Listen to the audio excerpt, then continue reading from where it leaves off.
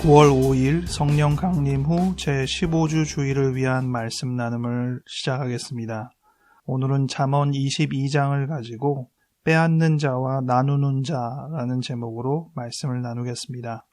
2021년 표어는 멀리서 가까이, 행동 강령은 보이지 않아도 한결같이입니다. 2021년 기도문을 따라해 주시기 바랍니다. 하나님은 보이지 않지만 늘 우리와 함께 계시는 것처럼 비록 떨어져 지내는 사람들이라도 주님의 마음을 담아 그들을 기억하고 생각하고 사랑하게 하소서. 내 마음은 보이지 않지만 늘 나와 함께 있는 것이니 주님이 하시는 것처럼 나를 용납하고 사랑하게 하소서. 예수 이름으로 아멘. 오늘 주일 성서 일가에서 잠언 22장은 1절부터 23절의 부분을 정하고 있습니다. 1절부터 2절, 8절부터 9절, 22절부터 23절.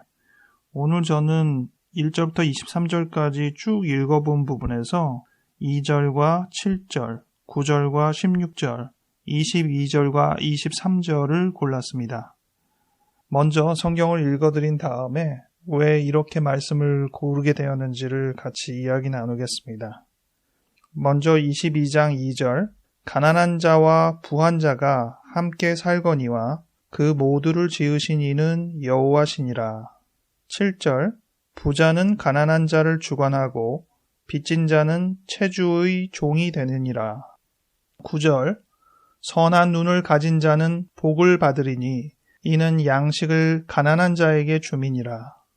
그리고 16절, 이익을 얻으려고 가난한 자를 학대하는 자와 부자에게 주는 자는 가난하여질 뿐이니라. 22절에서 23절, 약한 자를 그가 약하다고 탈취하지 말며 곤고한 자를 성문에서 압제하지 말라. 대저 여호와께서 신원하여 주시고 또 그를 노략하는 자의 생명을 빼앗으시리라. 아멘. 오늘 이 성경들의 선택의 공통점은 부자와 가난한 자를 묘사하는 구절들을 고른 것입니다. 1절부터 23절의 내용 중에는 부자나 가난한 자와 관련 없는 내용들도 많이 나옵니다. 막상 성경을 쭉 읽어볼 때 일관성을 찾기 쉽지 않습니다. 부자와 가난한 자만 고르면 지금처럼 중간중간이 쑥쑥 비어요.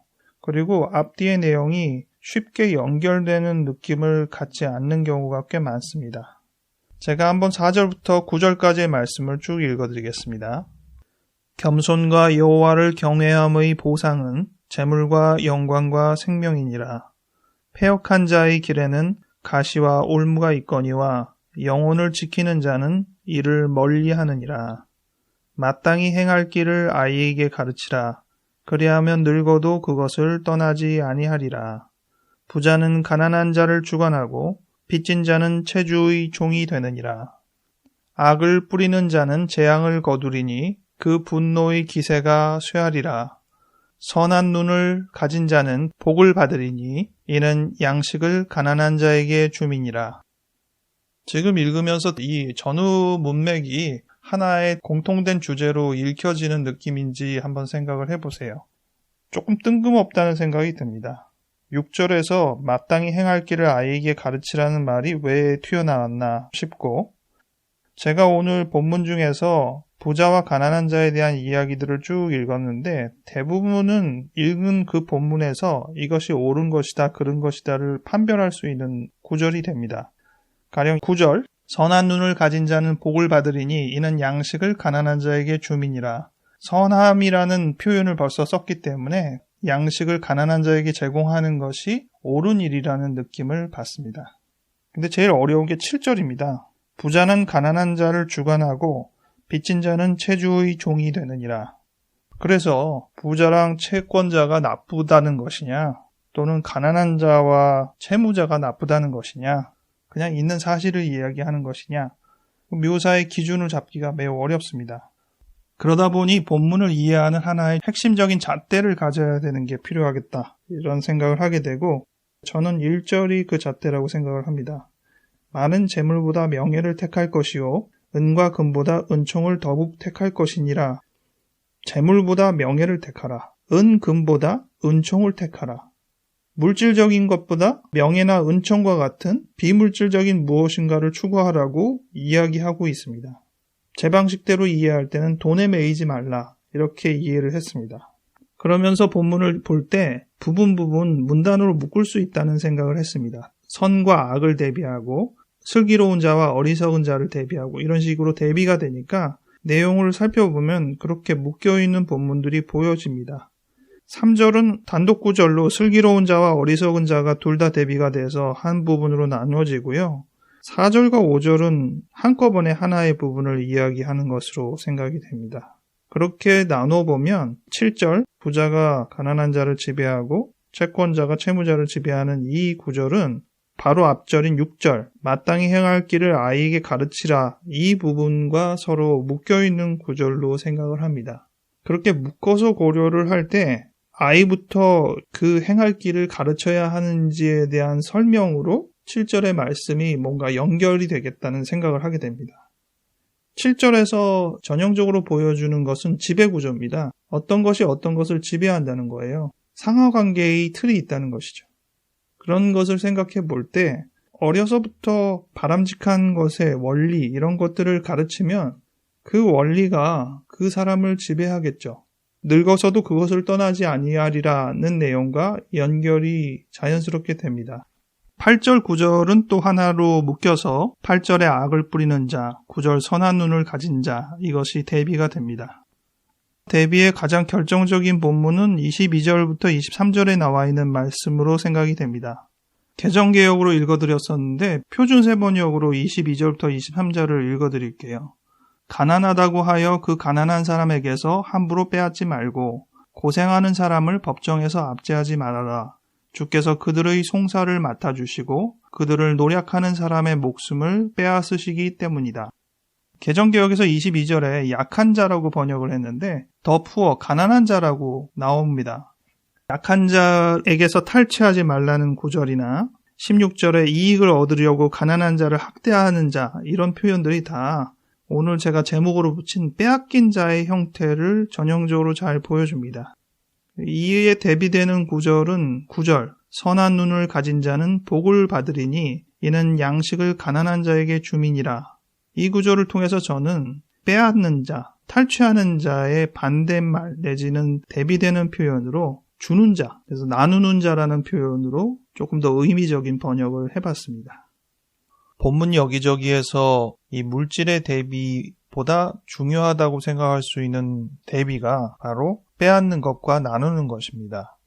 부자와 가난한 자를 물질이 많고 적고로만 얘기하면 어느 쪽이 더 선하고 악한지의 개념이 세워지지 않습니다. 사실 부자면 무조건 나쁘고 가난하면 무조건 선한 것은 아니죠. 어떤 것이 선하고 악한가를 확인할 수 있는 부분 중에 하나가 바로 이 빼앗음과 나눔입니다. 예전 드라마 용룡이 나르샤라는 드라마에서 길템이라는 극중 역할이 있었는데 죽기 전에 최후에 한마디 하는 내용들이 있습니다. 강자는 약자를 병탄한다. 강자는 약자를 인탄한다. 이런 말을 쓴 겁니다. 이 길태미는 나쁜 장수의 대표격으로 역할에서 나오는데 약한 자를 짓밟아서 자기의 영달을 추구했던 사람이죠. 상대방이 왜 당신은 그렇게 약한 자를 짓밟고 사람을 괴롭히느냐라고 할 때 그가 하는 말이 이거거든요. 그럼 약한 자를 짓밟지 강한 자를 짓밟냐? 약한 자에서 빼앗지 강한 자에서 빼앗냐고 이렇게 얘기하면서 강자는 약자를 병탄한다, 인탄한다, 짓밟고 빼앗는다 이런 말입니다. 들어보면 참 그럴싸한 말이죠. 오늘 성경 본문에서도 16절에 이익을 얻으려고 가난한 자를 학대하는 자, 그리고 부자에게 주는 자. 왜 부자한테 갖다 바칩니까? 그 부자가 더 큰 것으로 자기에게 혜택을 줄 거라고 생각하기 때문이겠죠. 치사한 비유지만 교회 안에서도 그러한 사람들이 많습니다. 순수한 신앙에 의해서 교회에 다니는 것이 아니라 교회에서 인간관계를 하는 것이죠. 조금 더 지적으로 경제적으로 나은 사람들과 유대를 맺을 수 있는 기회가 교회 안에서 생기기 때문입니다. 22절, 23절에도 나옵니다. 약한 자를 그가 약하다고 탈취하지 말라. 곤고한 자를 성문에서 압제하지 말라. 세 번역으로 제가 읽어드리기도 했는데 곤고한 자, 고생하는 자를 성문에서, 표준세 번역에서는 법정에서라고 번역해서 당시 성문의 의미가 어떤 배경일지를 짐작하게 합니다. 이 말씀은 착취당하고 빼앗기고 법적으로, 사회적으로 보장받지 못하는 약자의 서름을 잘 보여주고 있습니다. 그렇게 약한 자가 고생만 항상 합니까? 자기에게도 상대적으로 더 약자가 있는데 그런 사람을 짓밟고 빼앗고 한다면 조금이나마 자기의 영달을 위해서 윗사람들에게 잘 보이고 편승하려고 한다면 그의 지금 위치가 약자라고 해도 선한 모습은 아니라 하겠습니다. 그래서 오늘 본문의 1절 처음으로 돌아가 재물보다 명예를 택하고 은금보다 은총을 택하는 사람처럼 우리가 재물에 의해서 상대방을 착취하고 편취하는 사람이 아닌 나누며 함께할 수 있는 사람이 되고자 현실적인 노력을 강구해야 할 것입니다. 9절에 선한 눈을 가진 자라는 표현이 나오는데 킹제임스 버전의 bountiful eye의 직역에 해당되지 않을까 싶습니다. NIV에는 generous man이라고 번역해서 너그러운 사람, 이 정도로 이해할 수 있겠고요. 공동번역과 새번역에는 남을 잘 보살피는 사람이라고 번역을 하고 있습니다. 제가 이해할 때 이 구절에 선한 눈을 가진 사람은 23절에 여호와 하나님이 가난한 자를 위해서 하는 태도와 동일하게 보입니다. 대저 여호와께서 신원하여 주시고 또 그를 노력하는 자의 생명을 빼앗으시리라. 여호와께서 가난한 자를 변호해 주시고 폭리를 취하는 자를 안갚음해 주신다는 말씀이 되겠습니다. 말씀을 정리합니다. 단순히 재물이 많고 적음을 떠나서 우리가 누군가를 이용하고 착취하고 빼앗는다면 그것은 악한 사람이고 또 우리가 갖고 있는 아주 작은 것이라도 그것을 타인과 나눈다면 그것은 선한 사람의 행보가 될 것입니다. 오병이어의 기적이 한 어린아이의 도시락에서 시작된 것을 우리가 알고 있는데 그는 부자이기 때문에 그것을 나눈 것이 아닙니다. 그가 갖고 있는 것을 나누는 것이죠. 재산이 많으냐 적으냐보다 더 중요한 것은 내가 가진 것을 타인을 위해서 함께 공유할 것이냐 아니냐의 태도이고 이것을 이득에 분배해서 내 것이냐 네 것이냐 취하는 것으로 생각할 문제가 아니라는 것이죠. 약한 자들, 가난한 자들에게 가져야 될 가장 평범하고 자연스러운 논리임에도 불구하고 인간의 욕심은 그것을 이용하고 빼앗고 자기 멋대로 쥐락펴락하게 되는 경향을 봅니다. 그것이 바로 지배죠. 지배라는 것이 꼭 어느 나라를 속국으로 만드는 그런 분위기만 지배라고 해야겠습니까? 아니죠. 아무쪼록 우리의 지배 욕구를 잘 들여다보고 이를 잘 통제하고 우리 스스로 갖기 쉽지 않은 나눔의 지혜를 획득하는 우리 한 사람 한 사람이 되기 바랍니다. 기도하겠습니다. 하나님 아버지, 오늘 잠언 말씀을 통해서 슬기로운 자와 어리석은 자를 비교할 때 단순히 부자라서 악한 것이 아니고 가난하여서 선한 것이 아니라 지배의 욕구를 버리지 못하고 그것을 시시때때로 나타내는 사람이 악한 것이고 우리 자신의 지배 욕구를 제어하고 진정한 나눔의 지혜를 발휘하는 사람이 슬기로운 사람임을 생각하게 됩니다. 우리로 하여금 물질의 눈이 어두워져 돈을 추구하는 나머지 너무나도 당연하게 없는 자를 짓밟고 그 가진 작은 것을 빼앗는 것을 아무런 양심의 거리낌 없이 하는 모습을 취하지 않게 도와주시옵소서. 예민하게 깨달음을 가져서 우리 주변의 어려운 이웃과 함께 나눔의 지혜를 발휘할 수 있는 한 사람 한 사람 되게 하여 주시옵소서. 도움을 받기도 하고 도움을 주기도 하면서 나눔이 주는 풍요로움을 경험하게 도와주시옵소서. 감사드렸고 예수 이름으로 아멘.